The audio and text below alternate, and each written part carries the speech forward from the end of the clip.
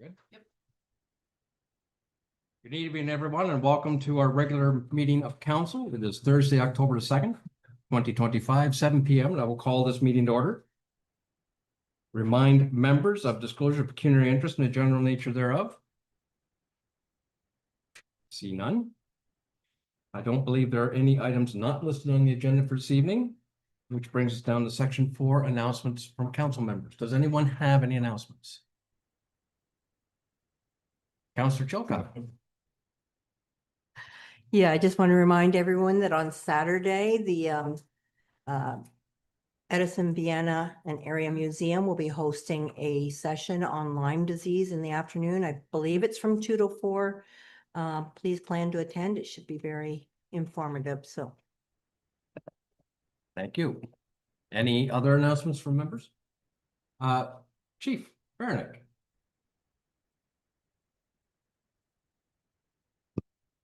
Thank you, Your Worship. Council, next week is the beginning of Fire Prevention Week from October 5th to the 11th. This year's theme is going to be on lithium-ion battery safety. We're going to be going to all the schools within our municipality. On Tuesday, we'll be hitting the North End schools, and then on Wednesday, we'll be going to the South End schools. On Tuesday at 7 o'clock at the Stratfordville Hall, they will have open house. And on Wednesday at 6 o'clock in Port Barwell, they will also have an open house. We've invited the OPP and the EMS also to be there to have a display. And we look forward to speaking to everybody that wants to promote and talk to us and educating people on the safety of lithium-ion batteries. Okay, thank you, Chief. So that's 7 p.m. at Station 2. Yes, 6 p.m. at Station 1. that is correct. Thank you for that. Any other announcements for the evening? Okay, thank you for that. Moving on with brings us down to section 6 to delegations. First up, we have a presentation from Darren Schembri. Sorry, I apologize. Hey, okay with me, brother? Okay, please step up to the podium and you have 10 minutes for a delegation. Okay, dear ladies and gentlemen and fellow members of the community, I stand before you today to advocate for a cause that's not close to my heart, but also vital to community bonding, is to be able to keep chickens in our community. They're not just birds, as people are animals. Most people think they're also companions and will do well for the community itself. They're wonderful pets, and they're also very affectionate, curious, and full of different personalities. Even their clucks in the morning and their crows do bring joy to people in the community. Even just seeing their natural behavior, like scratching and picking for grubs. Like, I know as a personally, I've met many of my neighbors through having chickens in my yard. I know, yes, they do wander in my front yard, and everyone probably knows which my house is just because of the chickens in the front. It's built great bonds with my neighbor to the side. Even though his wife is afraid of birds, she does love my chickens and welcome in their backyard. Even their grandson comes over, Caden, just to come over. Like, it's little bonding. The Mennonite family over, Jacob and all his family, they've bonded with my chickens as well. It's just a good bonding way to be able to meet new people in the community. Like I said, I would have never met these people being I moved in December of 2017. And a lot of these neighbors I've never met without having these birds. I know the big issue is that people are worried about pests and rodents coming around the community, and rats are the big issue. I got these birds about 3 years ago. I've always had issues with the farm fields behind me having mice, and it's just a part of living in the farm life out here in rural Ontario, right? But as a responsible owner, you always have mouse traps and what set out to catch these things. At least that's how even with feed is laid out, you don't leave feed out all day long, open feed. Those are raised beds and stuff like that. There's preventative measures if you are responsibly doing this as a owner, keeping your coop clean. I know we've only had them for 3 years, but they do provide a sense of fulfillment to people that have mental health issues. I know my wife suffers from anxiety and a little bit of mental health, but giving her this little sense of purpose in the morning every day, take care of the animals. And then as they follow her, it looks like the movie from Bruce Almighty when all the animals are coming off the ark. They all follow her around, and the little clucks in the morning makes everyone's day. The neighbors across the street, they'll have their morning coffee watching these birds. So to me, I think it's a good experience for the whole community, having these animals around. It provides a better sustainability as far as even for the soil, as the animals are walking and foraging on insects and bugs and ticks we have in the area. Their droppings do nourish our soils, providing better plants, and people who have gardens in their backyard, it does like enrich the soil. So like they do have a lot of benefits in having these chickens in our homestead. Well, people who add them to their background. Like I know in bigger cities such as Brampton and Kitchener and St. Thomas, they're allowed to have chickens. So I don't see why they're starting to be frowned upon now in a small community as it is here. Even there's been studies in Belgium and France where they were offered chickens to residents to take for free, and they've seen the improvement in community and bonding, even from little kids to have responsibility to nurture these animals. Once again, like I really hope, like they're not just birds, they're like a part of the family. Like it's breaking my wife's heart just to know that the possibility of someone complaining about something that's not even around our community. Like I know I canvassed up and down the road, and each one of them have signed the petition to keep them. Like I could name names from all my neighbors.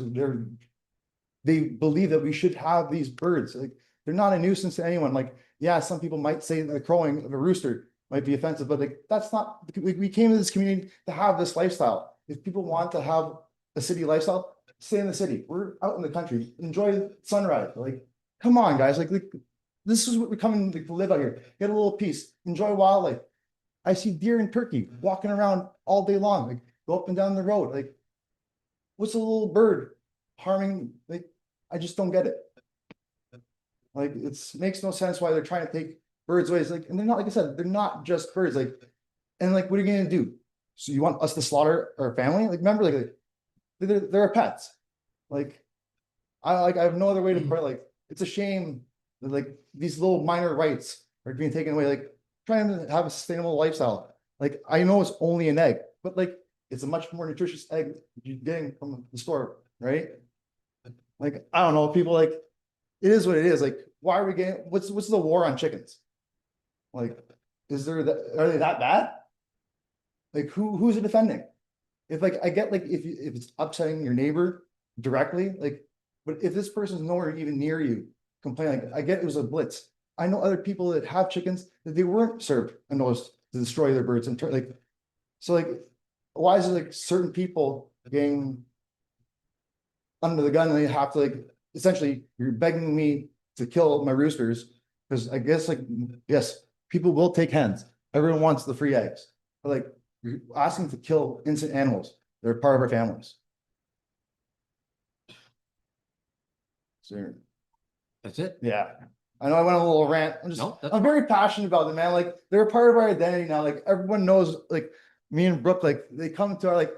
It started so many conversations. Like I would have never met the people, and just like I'm telling you, like, the bonding these creatures and like pets of ours have created, like it brings the community as a whole. I remember like the neighbor across the street, she was dying from cancer. She enjoyed watching the birds as she was dying from her kitchen window. It's more to it than just a bird. Yeah, I'm done now. okay. Well, thank you. Thank you very much. Does anybody have any clarification questions you want to ask of Darren? Okay. Thank you very much for that. We have a motion before us that reads that the delegation from Darren. Where? Last name again? Shembry. Thank you very much. Regarding backyard hens be received for information. Can I have a mover and seconder for that? Councillor Chilcott, Deputy Mayor Weisler, all in favor? Next up, Kristen Young, regarding responsible hen keeping. Kristen, welcome.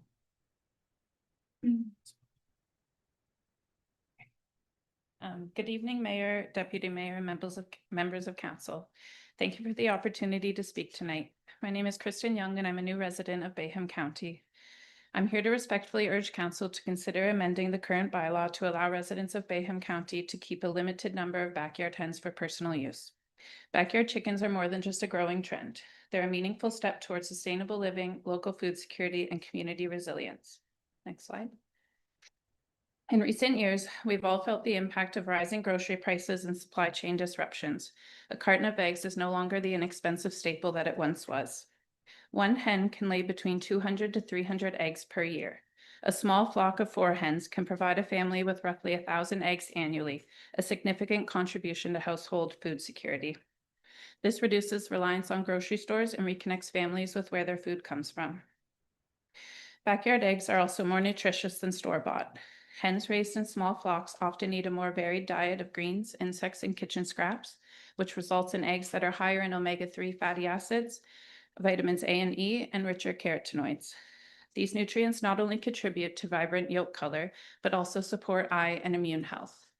Given that we live in an area with low immunization rates, having access to fresh, nutrient-dense eggs is especially important. Next slide.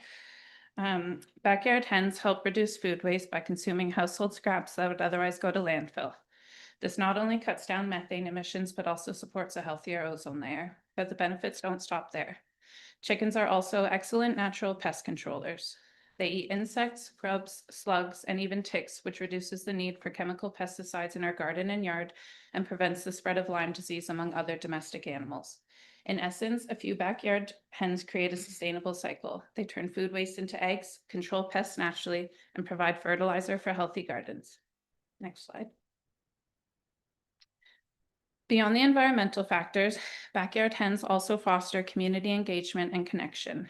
Families share extra eggs and even exchange knowledge about sustainable practices. Children learn responsibility and gain a tangible understanding of where their food comes from. Neighborhoods with backyard flocks develop stronger social ties as people connect over shared interests in food, sustainability, and community responsibility. While these connections bring many benefits, it's understandable that some residents have concerns about keeping hens. Next slide. When we think about health risks in our community, we acknowledge that dogs and cats can carry parasites, salmonella, roundworm, and ringworm. Yet we still consider these animals safe because responsible pet ownership minimizes those risks. Owners provide regular veterinary care, vaccinations, and parasite control, and they maintain clean living spaces. They also educate themselves on proper handling and hygiene practices, such as washing hands after cleaning litter boxes or picking up waste to protect both themselves and others. Backyard hens follow the same principle. By keeping a small flock, maintaining a clean coop, properly storing feed, and washing hands after handling eggs or birds, families can virtually eliminate health risks. Next. But one of the most common concerns raised about backyard chickens is the fear that they will attract rats.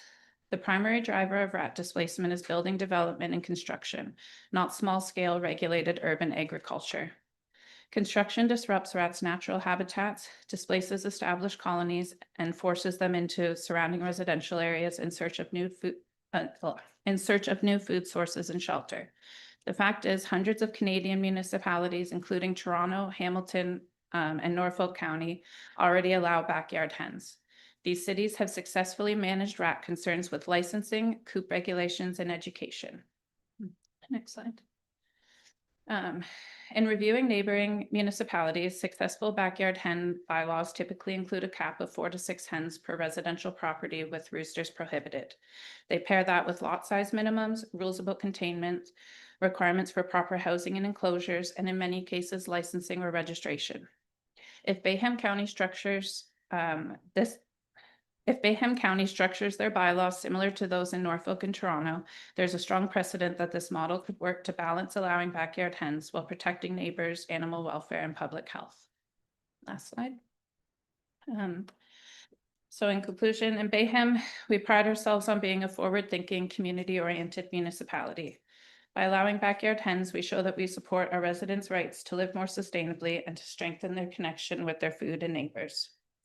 The hens in these slides aren't just livestock, they're my pets. I've raised them from day one, I've watched them grow, I've cared for them daily, and I've formed a real bond with them just like anyone would with a cat or a dog.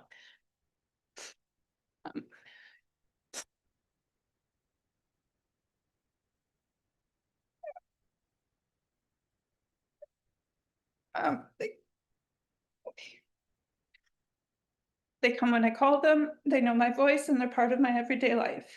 They bring joy, calm, and connection, not just to me, but to my family and neighbors who have grown to love them too. To suggest that they're a threat or a nuisance is to misunderstand what responsible hen keeping really looks like. They're not attracting rats. They're part of a quiet, intentional life that values sustainability, compassion, and care. Thank you for your consideration. Thank you.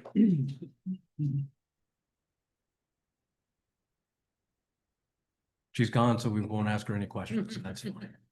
That's fine. Thank you. Did you have a question? a couple of questions, yeah. She can come back She's got her. when she's ready. Oh, have a question? Yes. Counselor Thank you. Chilcott. I'm just wondering, you suggested that a certain number of chickens, how many would you say would be proper for, so that your neighbors aren't upset, there's no smell that, you don't have to deal with, because there are people that don't like chickens, birds, as you mentioned. Yeah. So there's two sides to every story, right? So what would you consider? 2, 3? Well, like I stated before, most municipalities cap it between 4 to 6 hens, with roosters prohibited. I think 4 to 6 is, a good number. They're like, you don't need as much space to house them and keep them happy, and it just balances it. It gives people that ability to be self-sustainable, but also keep your neighbors happy. Like nobody wants to, like even chicken owners, they don't want to smell the feces from it either. Like, Okay, and do you know of any body that governs this? Other than putting our own municipal items in there, but does the health board or anyone do regular inspections to ensure that these chickens are well taken care of? And like there's guidelines and there's like you're saying, responsible chicken owners, but there's a lot of people that aren't responsible pet owners. So but that's where bylaws come into place, and that's where complaints come into place. If you're not being a responsible chicken owner, your neighbor has every right to file a bylaw complaint against you. right, I was just meaning if you already knew that there was. That I can't answer to Okay, that. thank you. Now, I would assume that there would be some industry best practices out I would think so. there. Okay, I assume that's what you were going Well, to. I know like, friend in St. Thomas goes chickens. Once in a while, bylaw will just show up and do an inspection, make sure the food is clean. All right. But I mean, like I said, like.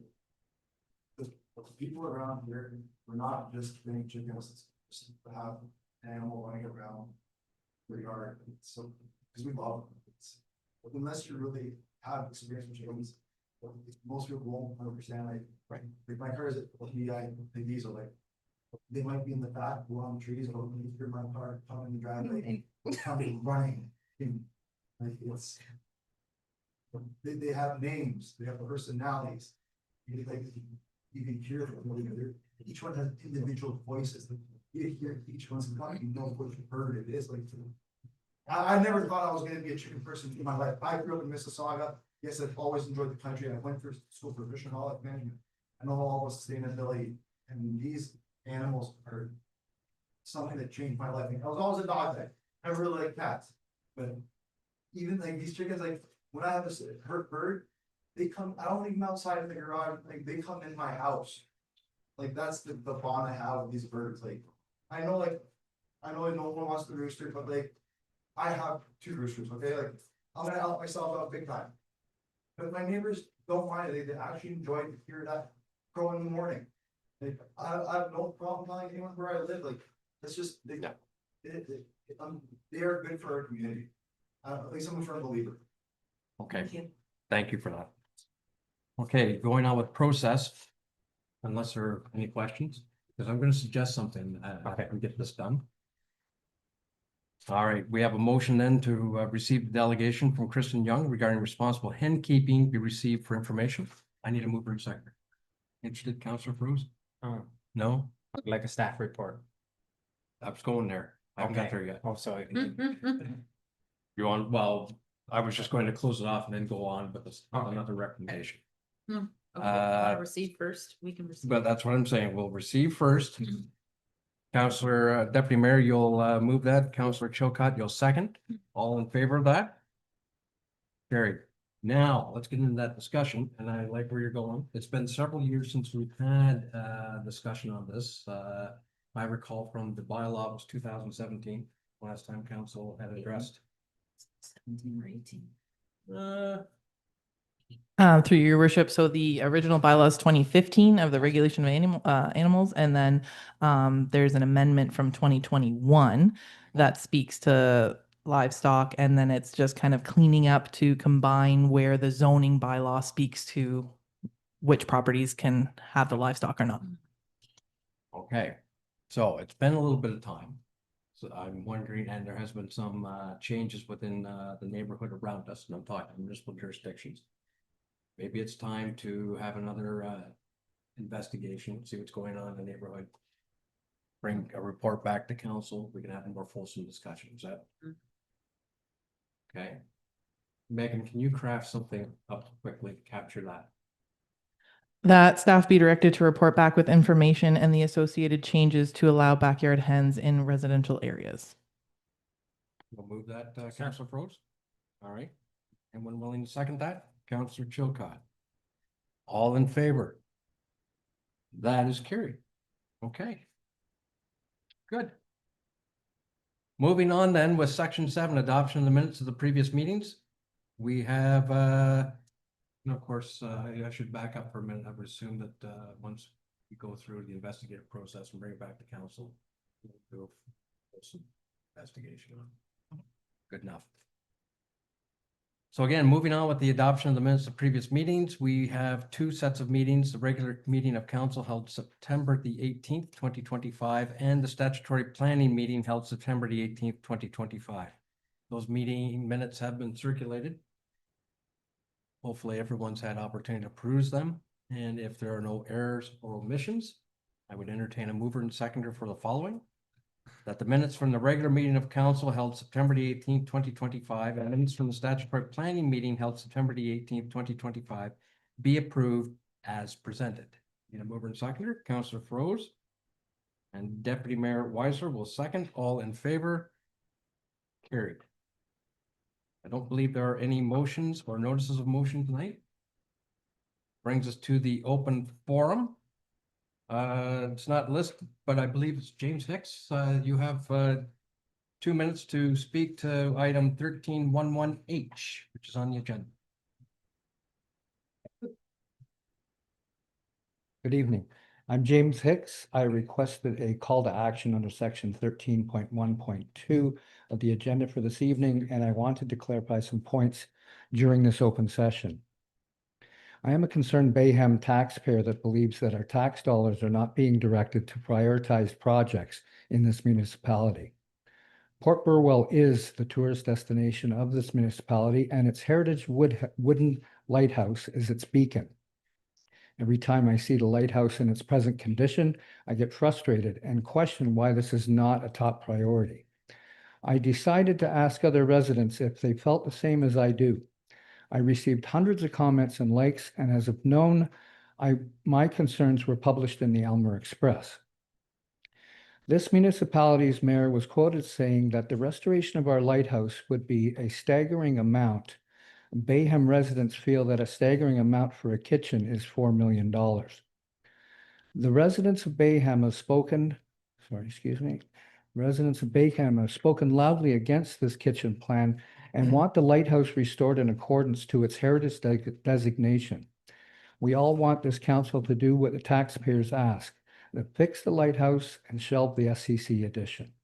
One last note, many great members of this community have worked very hard to raise money of this lighthouse restoration project, and hundreds of people in and out of this community have donated their hard-earned money for it. Their efforts are sincerely appreciated. Thank you. Thank you for your comments. No, thank you for your comments. But I would like to clarify, I have, for the life of me, just cannot understand where this notion of $4 million kitchen keeps coming from. It is not. It is so much more than just a kitchen. It's a 4,000 square foot addition to the building. It's a meeting room. It's accessible washrooms. It's a walking track around the park. It is so much more. And I appreciate the volunteers who have donated to the lighthouse. I really do. But there's also a group of volunteers that have donated capital and time to this building as well. So the two are not mutually dependent upon one another. We're working on both. And the decision hasn't been made yet. Thank you, Mr. Mayor. All right, let's move on then with section 11, physical services and emergency services. 11.2, reports to council.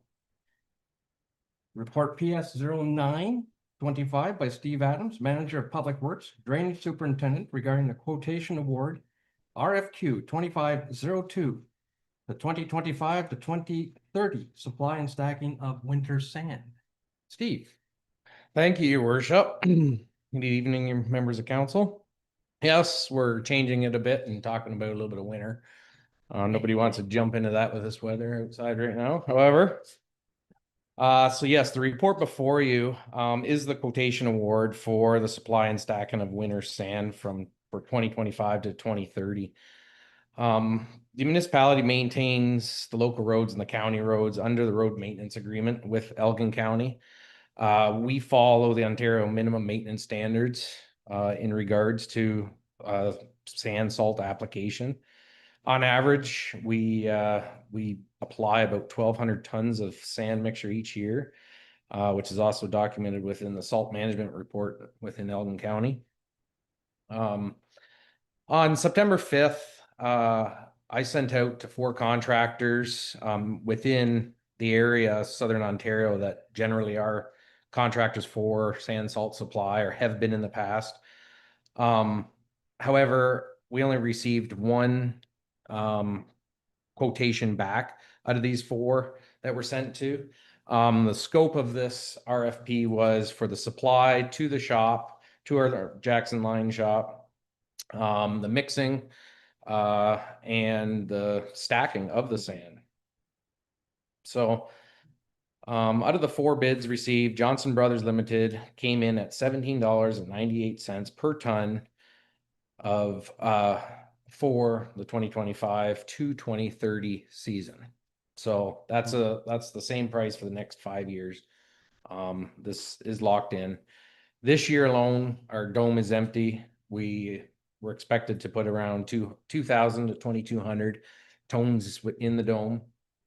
And compared to the last 5 years, the previous 5 years, on average, we were adding about 15,000 dollars worth of sand in the dome. With this price increase from the last 5 years to the next 5 years, we're looking at about a 37% increase over the next 5 years, and an annual amount of 21,000 would have to be allocated to top up the annual sand. So the agreement will run from November 2025 through to December 31st with the optional 1-year extensions beyond that. Staff do recommend moving forward Johnson Brothers. I didn't mention they are the current contractor. They have been since 2015. No issues with them. They've been great. Yeah, any questions? I'm here for them. Thank you very much for that, Steve. Does anyone have any questions? It is unfortunate that no one else has jumped in on the bid process, but. it is the Yeah, process. I reached out to a couple of the contractors. Our location is a big part of it, and trucking Right. costs from the local pits. A couple of them have been beaten out by this contractor already. MTO roads, they've gotten a lot, and they're not bidding against. That's for the area, that's the location. I ran the numbers for municipal staff in the history. We used to do it. However, our time is about 2 weeks to fill that dome of our 4 trucks running steady for 2 weeks straight. So the time and the dollar value to run those trucks actually is quite a bit more than the contracted cost. So staff definitely recommends moving forward. Okay, thank you for that. In addition, Johnson Brothers supplied the stacker. Yes, that's correct. They bring in a 25-meter stacker. They bring a loader, they mix it.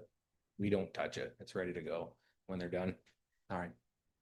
Again, keeping our staff on the roads. Yeah. Any additional questions, Deputy Mayor? Thank you through you, Mr. Mayor. Is this pretty much in line with industry, the increase? Yeah, absolutely. Actually, we're a little bit under. My price for the sand alone is about $3 less than the delivery stacking price, which is huge. obviously Johnson Brothers, they own many pits. This is how they get it so cheap. It's the location. Yes, there are some that are coming in $2 cheaper, closer to the 401 corridor. However, the pits are within minutes. Right. Our round trip is over 2 hours for them to bring it. So yeah, it takes quite a bit. So otherwise, yes, it's all over the board a little bit, but it's hard to base it on one location. Any additional questions? All right, seeing none, we have a proposed motion that reads a report PS 0925 regarding quotation award RFQ 2025 to 2030 supply and stacking of winter sand be received for information. And that the contract for the 2025 to 2030 supply and stacking of winter sand be provided to Johnson Brothers Limited in accordance with their quotation submission in the amount of $17.98 plus HST per ton. And that the appropriate bylaw to enter into an agreement with Johnson Brothers Limited for the provision of a 2025 to 2030 supply and stacking of winter sand be brought forward for council's consideration. We have a mover and seconder for that. Deputy Mayor Weiser will move. Councillor Chilcott will second. All in favor? That's carried. Thank you. Moving on with section 12, Development Services, Sustainability and Conservation, 12.1 correspondence and 12.11 to receive for information. Item A, notice of decision regarding minor variance application COA 0725 Weeb. Does anyone have any questions regarding that? Then I will take a mover and seconder for the following, that item 12.11A be received for information. Councillor Froese will move. Deputy Mayor Weiser will second. All in favor? Carried. 12.2, reports to council.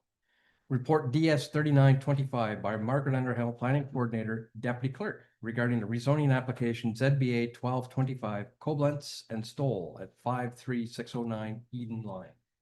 Good evening, Mark. Good evening, Your Worship, and through you to council, the report before you is for consideration of a zoning amendment application on behalf of owners Matthew and Mervyn Koblenz, Raymond, Matthew, and Kevin Stoll. The agent Jesse Froese has submitted the application proposing to rezone their property at 53609 Eden Line.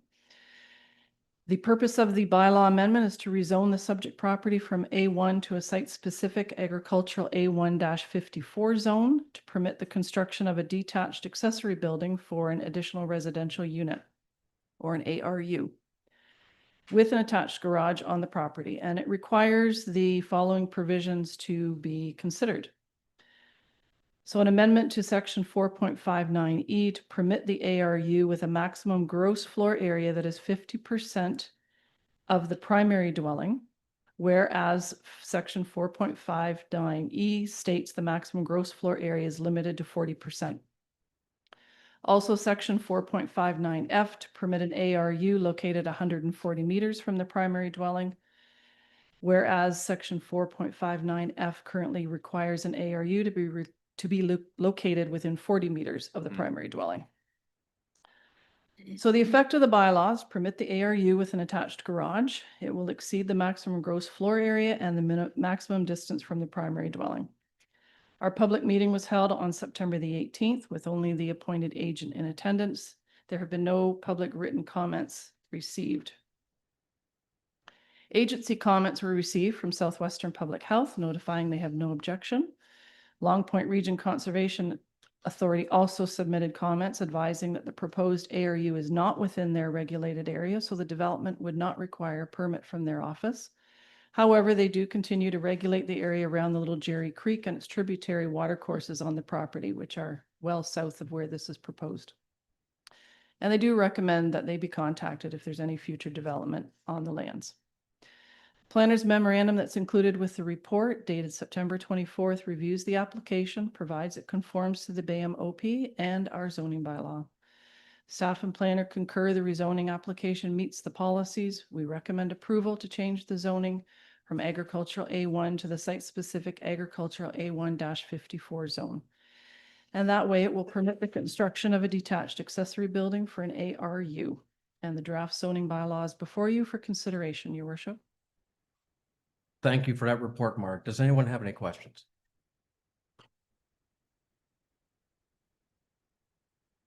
No questions, just a comment. This one does stretch Mhm. the ARU intent. The ARU intent was intended to be an additional residential unit within the cluster of the house. That is correct. This is stretching it. And the comment within the planning justification, it does not remove agricultural land. Well, it's sitting in the middle of a horse pasture. That's agricultural land. Right. So I'm saying it's stretching it. And through you to council, your worship, valid point. However, they did justify that not Mhm. the areas directly surrounding the cluster where the primary dwelling is not suitable. I understand. Yeah. It's a So- small parcel from an agricultural point of view, but what I'm saying is this is stretching it. I'm not opposed to it. I'm saying it's stretching it. Any other comments and or questions from members of council?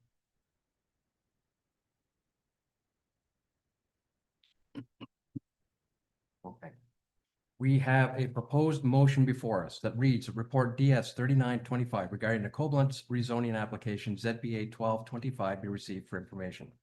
And that pursuant to Planning Act Regulations Bill 73, Smart Growth for Our Communities Act 2015, it be pointed out that at the public participation meeting held on September the 18th, 2025, associated with this application, there was one oral presentation by the appointed agent and no written public submissions regarding this matter, and that all considerations were taken into account in council's decision passing this resolution, and that zoning bylaw number Z 456/2003 as amended be further amended by changing the zoning on lands located in North Part Lots 1 and 2 Concession 8, municipally identified as 53609 Eden Line from agricultural A1 zone to site-specific agricultural A1-54 zone to permit the construction of an additional residential unit, an attached garage requiring the following provisions.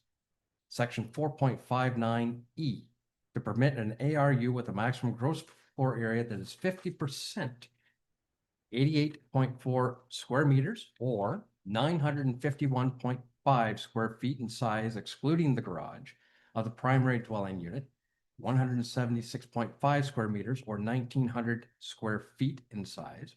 Whereas section 4.59E states that the maximum gross floor area for additional residential units shall not exceed 40%. That's 70.6 square meters or 760 square feet of the gross floor area of the primary dwelling unit. And section 4.59F to permit an ARU located 140 meters, that's 459 feet from the primary dwelling unit, whereas section 4.59F requires an ARU to be located within 40 meters, 130.2 square feet of the primary dwelling unit.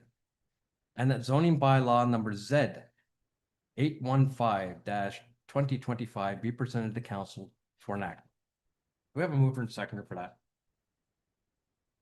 Councillor Froese will move. Councillor Chilcott will second. All in favor? The motion's carried.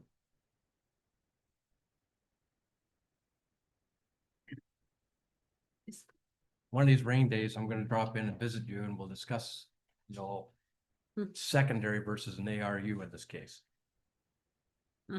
It's moot, but it's just from an edification point of view.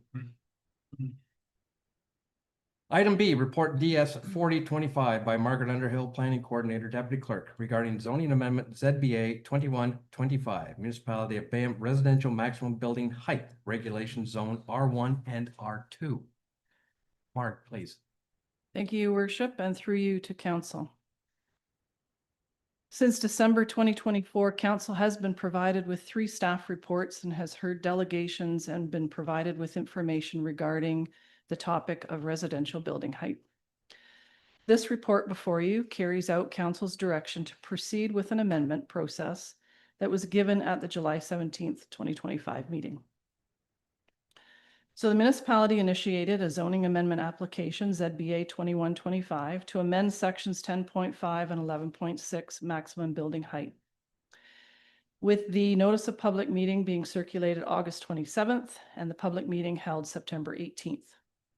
The purpose of the zoning bylaw amendment is to permit an increased maximum building height of 8 meters in all zones, in all lands zoned Village Residential 1, R1, and Village Residential 2, R2, by amending sections 10.5 and 11.6, whereby increasing from 7 meters to 8 meters. The effect of the zoning bylaw is to permit the increased maximum building height of 8 meters on all lands zoned in the R1 and R2 zones. So as directed by council, the zoning amendment application has moved through the process with the public meeting having no written public submissions and one oral presentation by Ms. Suzanne Schlotzhauer in opposition to the 8-meter maximum height and recommending the approval of a 10.5-meter maximum height in the R1 and R2 zones.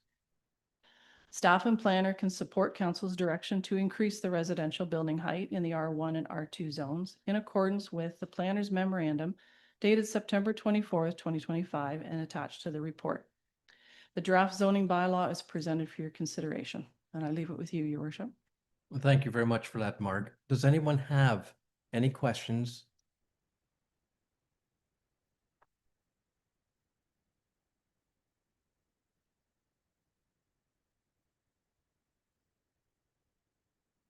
All right. This essentially closes the process, this motion. There will be a notice of decision. Yes, Yes. thank you.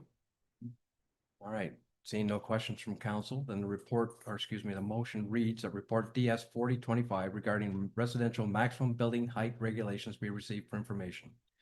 And that pursuant to Planning Act Regulations Bill 73, Smart Growth for Our Communities Act 2015, it be pointed out that at the public participation meeting held September the 18th, 2025, associated with this application, there was one oral presentation by a resident and no written public submissions regarding this matter. And that all considerations were taken into council's decision passing this resolution. And that zoning bylaw number Z456, 2003 as amended be further amended by increasing the maximum building height from 7.0 meters to 8.0 meters in sections 10.5 and 11.6. And that zoning bylaw number Z816-2025 be presented to council for enactment. Do we have a mover and seconder for that? Councillor Chilcott will move. Councillor Froese will second. All in favor? That's carried. Thank you. Thank you. Moving down to section 13, finance and administration. 13.1, we have correspondence, and 13.11 to receive for information. Item A, the Township of Bonfield regarding the Canada Post labor dispute and impact on municipal communications. Item B, Township of Woolwich regarding Bill C-61, First Nations Clean Water Act. Item C, City of Dryden regarding the water safety education. Item D, Municipality of Brighton regarding political sphere in Canada. Item E, the Joint Board of Management regarding the June 18th, 2025 meeting minutes. F, the Joint Board of Management regarding the July 30th, 2025 meeting minutes. G, Elgin County regarding the Economic Development Fall Newsletter. And item H, James Hicks regarding the SCC expansion vote. Does anyone wish to speak to any of these items of correspondence?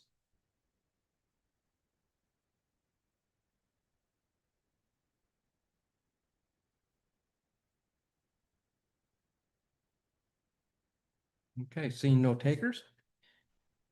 Then I need a mover and seconder for the following, that items 13.11A through H be received for information. Moved by Councillor Chilcott, seconded by Councillor Froese, all in favor? That is carried. Section 14, the bylaws. We had 3 bylaws this evening. Bylaw number 2025-058 being a bylaw to authorize the execution of an agreement between the Corporation of the Municipality of Bayham and Johnson Brothers Limited for supply and stacking of winter sand. Bylaw number Z815-2025 being a bylaw to amend bylaw number Z456-2003 Koblenz. Bylaw number Z816-2025 being a bylaw to amend bylaw number Z 456 2003. I guess there's a number to be coming. There's a dash. Oh, it's just one spelling. Ah, thank you. Any questions on the bylaws? Then a mover and seconder for the following, the bylaws number 2025-058, Z815 2025, and Z816 2025 be read first, second, and third time, and finally passed. Moved by Deputy Mayor Weisler, seconded by Councillor Chilcott, all in favor. That is carried. Moving on to section 16. We have a procedural motion regarding the October 9th, 2025 special agenda. Do you wish to speak to this, Megan? Sure, through your worship. This is just a little bit of a housekeeping item because we have called a special meeting for next week to consider the SEC expansion tender results and report. So we wanted to ensure that we can include delegations and open forum on that special agenda for if there are any members of the public that want to speak to that at the same time of the meeting. The procedural bylaw specifies that delegations are only usually part of the regular meeting. So open forum language is a little bit more open, but I figured it'd be cleaner if we just pass a motion that says we can allow those two. All right, any questions from council members? Councilor Froese? Yes, through you, Mr. Mayor. Is there going to be a time limit per person? Yes, Those laws are, excuse me, those time limits are spelled out within the procedural bylaw. perfect. Yeah. I move so. Well, I haven't even read the motion yet. All right, Good for sorry. you. All right, the motion would read that the sections of delegations and open forum be included in the October 9th, 2025 special meeting of council agenda. And Councillor Froese, you graciously moved that, and Deputy Mayor Weiser, you will second that. All in favor? Carried. Thank you. Which does bring us to an in-camera session. We'll pass the motion and then do a brief recess. So the motion reads that the council do now rise to enter into an in-camera session at 7:47 PM to discuss item A, a confidential item regarding labor relations and employee negotiations. And item B, confidential item regarding personal matters about an identifiable individual, labor relations, employee negotiations. Mover and seconder, Councillor Chilcott. Councillor Froese will second. All in favor? That is carried. We will recess. Ladies and gentlemen, thank you for coming out and joining us. Unfortunately, you can't stick around for the in-camera stuff.